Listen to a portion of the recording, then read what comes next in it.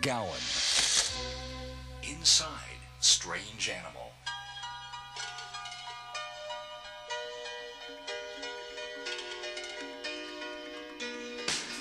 For Gowan, the Strange Animal album became a dream come true when Peter Gabriel's band was brought into the project by producer Dave Tickle.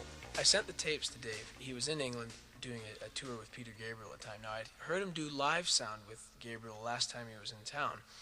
And he calls me from England and he says, "Hi, I'd like to do an album with you." "Great." He says, "First of all, I'm on tour for another couple of weeks with Peter. I'm going to play this stuff for the band and see what they think." I said, "Okay."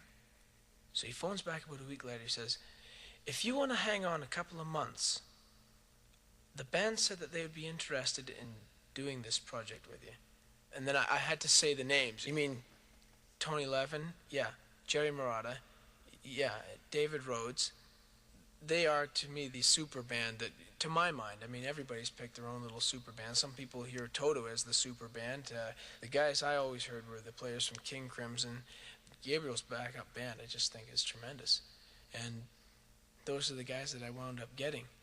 It's quite a step, but I've always had that British influence to my music, so I would look for players that could kind of play like them. And when I actually got the real people, suddenly my creativity just exploded because I had that inspiration, the fact that those guys were going to do it. And yeah, I'll say I was a little intimidated at first, but then once they started making the odd remark about, "Oh, yeah, I like that line that you're doing there. Here, let me try that." And we began to communicate on that level. That's when the magic really started. It was no longer, "We're up here and you're down here and we're going to help you out." That was not the attitude at all. What happened was the first day Tony came in, we played him 5 of the songs just off the demo. And I left the room just so that he could listen to them himself and really think about what he wanted the bass parts to do. He came walking back into the studio. I was sort of fiddling around on the piano, and he goes, "Those are good songs, Larry." A Criminal Mind is the guy that thinks that when he gets out in 15 minutes, he's going to get what it takes other people a year to work for.